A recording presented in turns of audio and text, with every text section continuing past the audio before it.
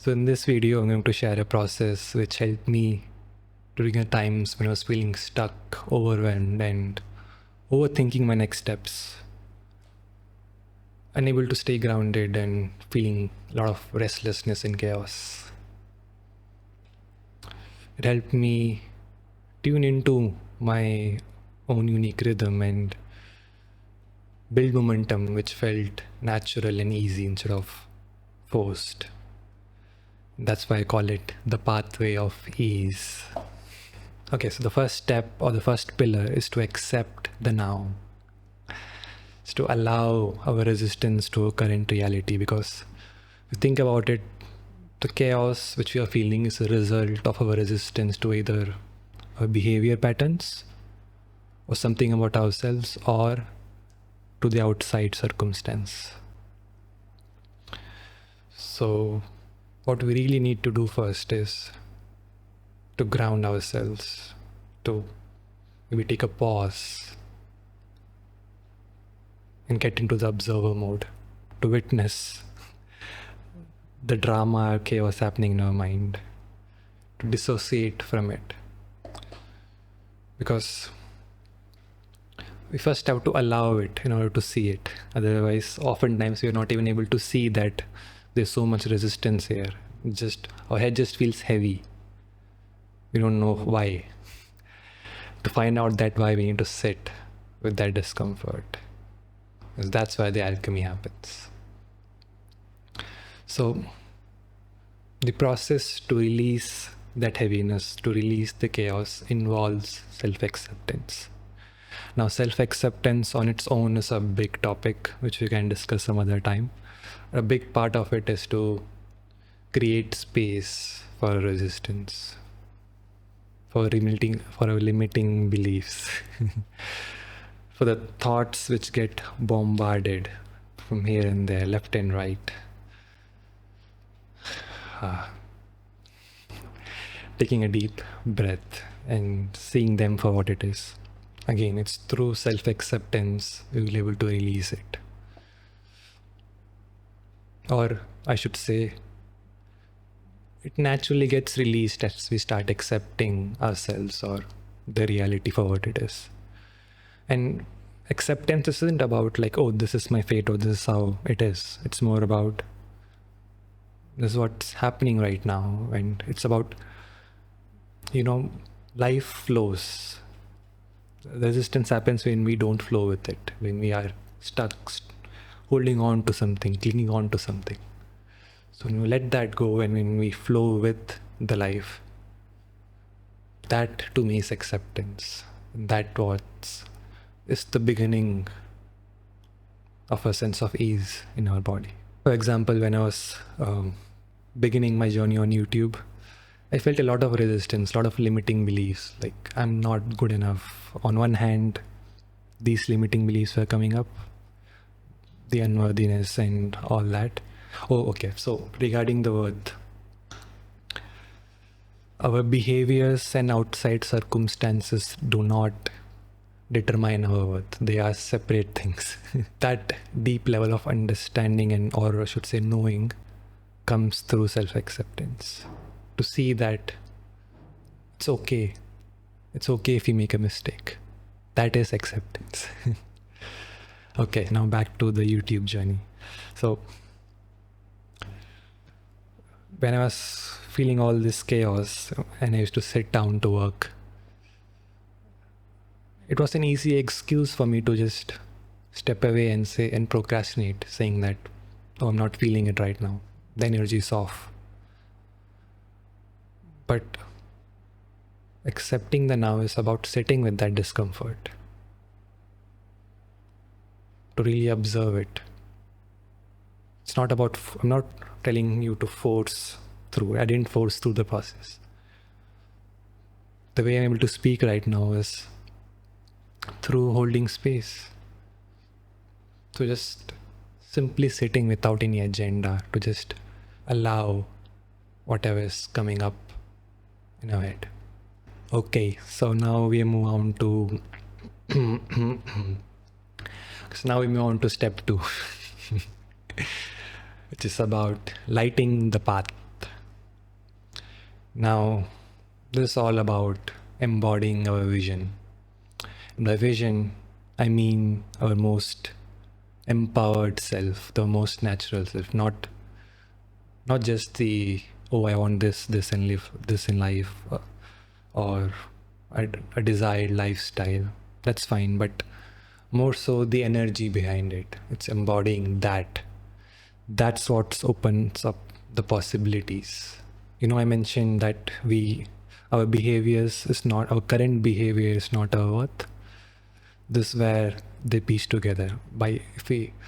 Only when we are able to dissociate from our behaviors is when we can embody our most empowered or natural self. And then our behaviors starts to change. We start taking action from this empowered place. That opens up to new possibilities in life. So it's about being receptive, widening our vision to life, to respond to life. And the way if we change our way in which we respond to life, our experience of life itself changes. That's it. Okay, so the next big pillar is to create energy flow. So now we could embody our higher self or our vision which we have in our mind, but we are already used to a set of behavior patterns which might be leaking a lot of our energy. And we can't really act from this new place when we don't have the energy itself, or when our energy is distorted.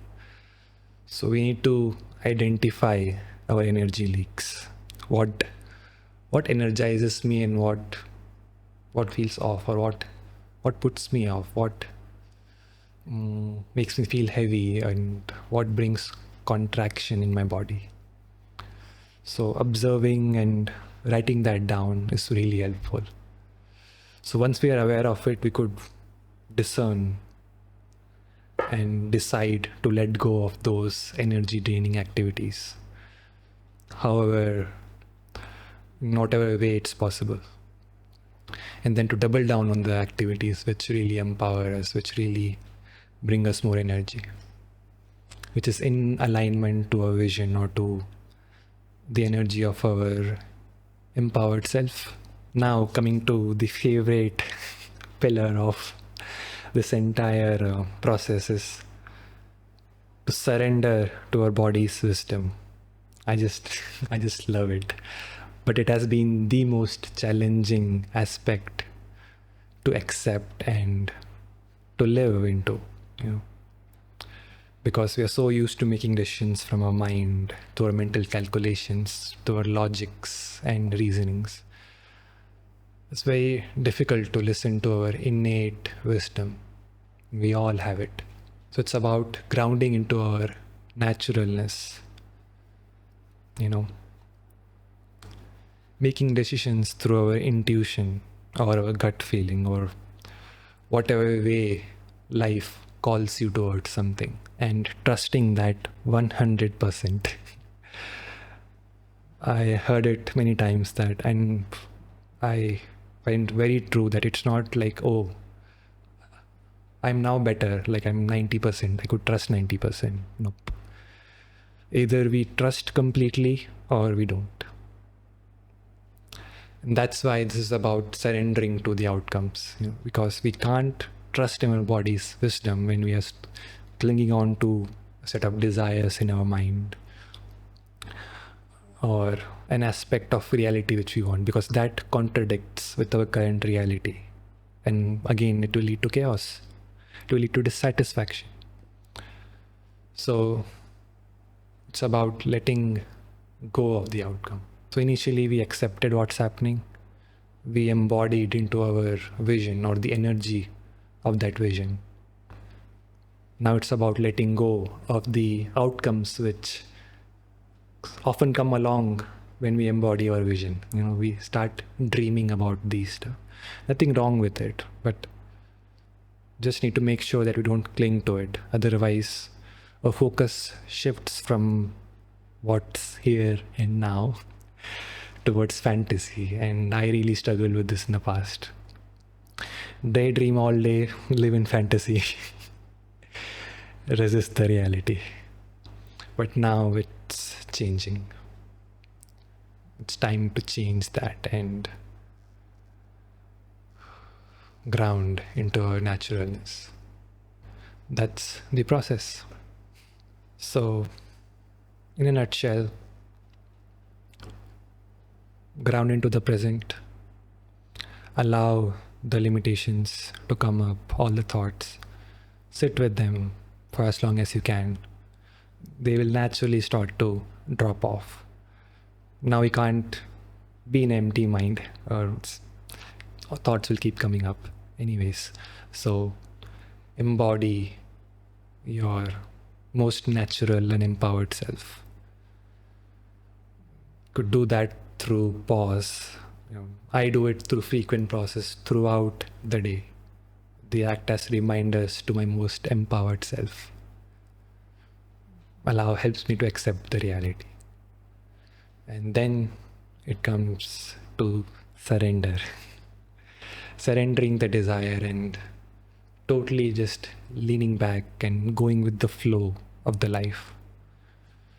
And life gives you signals on where to go through your body, through the wisdom. Okay, that's that. See you in the next one. Peace. Okay, before that, if you need help with any of this process or any aspect of this process, I offer one-on-one guidance to help people towards more ease and a sense of relaxation, towards an empowering momentum. If you're interested, the link's in the description.